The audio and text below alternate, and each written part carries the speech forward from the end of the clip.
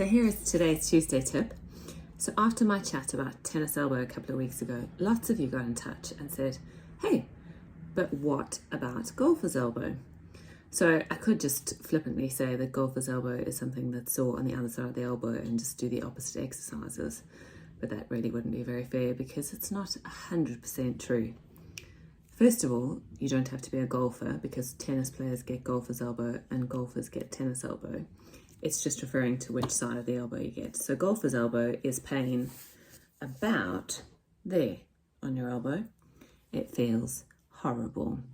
It's particularly when you're gripping things, if you do sort of manual labour-y things, if you're a thrower, or if you like to lift weights, lots of those people get pain with inside the elbow, or you can get it if you are playing golf or tennis or other racket sports.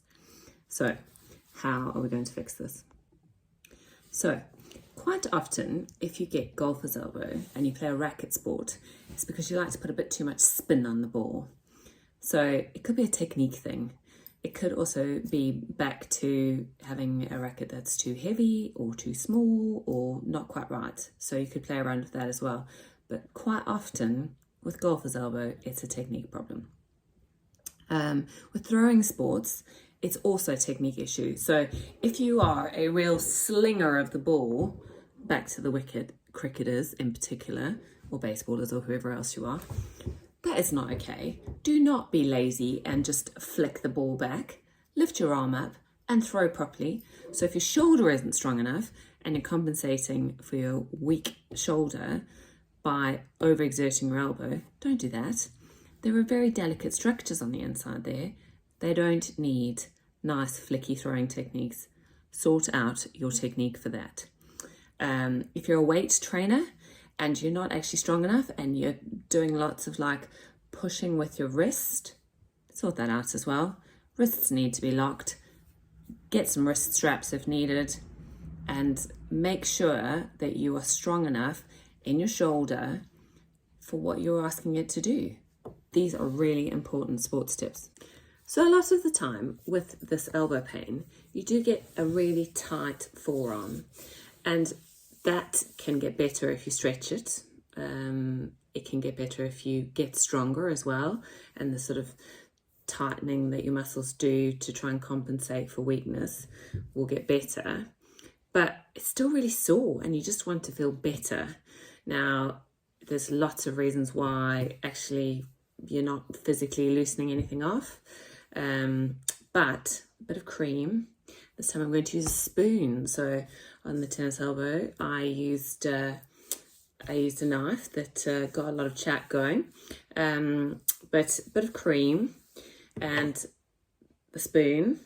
You can use a knife again. You can use a fork. That would be a bit weird. You can use a fancy tool if you've got one. Just do some scraping.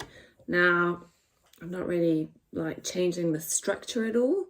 What I am doing is I'm changing the messages to your brain and getting a bit of blood flow. And most of all, I'm making it feel better. And if it feels better, it's easier to exercise. And it feels nicer. And your brain is less overworked about the pain. There's less panic. And you stop getting into like a cycle of spasm and pain and pain and spasm. So a bit of a spoon, a bit of scraping. Look at that, it's already bright red and feels wonderful. I highly recommend.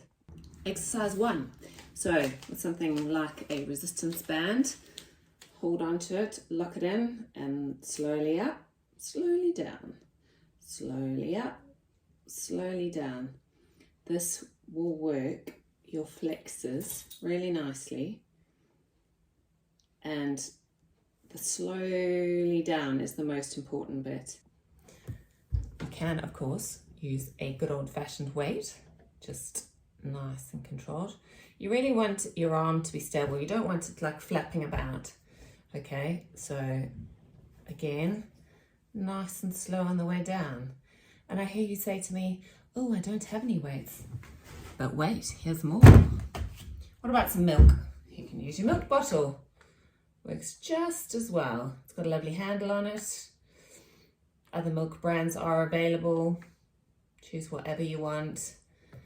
But I think that works quite nicely, don't you? The other thing I love is a starburst, an upward starburst. Lovely, that's very good. And then the other thing you need to think about is stretching it.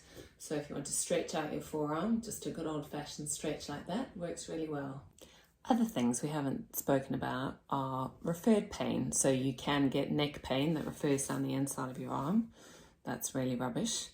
That can really affect your grip, as can having a painful elbow. But in particular, if it's a nervy pain, you get a lot of decrease in grip strength.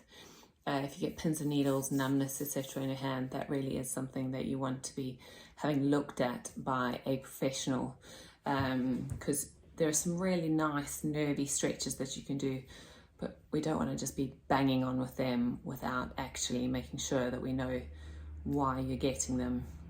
So that's really important to get all of that sorted. So we also need to think about the other parts of your body that sort of link up with this inside.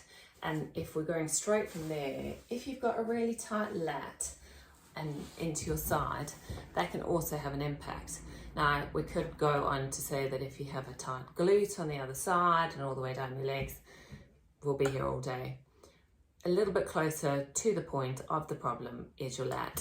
So some of you might have seen me do my favorite stretch on the planet for this area, which is holding an umbrella or a dowel or anything you've got. A broom works well. Pop your elbows on the table, try and make yourself as flat as you possibly can, and then bend your arms just like that. You'll get a lovely stretch through the middle of your back, into your lats, and also into your elbow. Beautiful. And my final stretch for your sore elbow is going to be a side stretch. I know, weird, right? So you're gonna put, if we're doing my left arm, put my left leg back, arm up, and give it a side bend.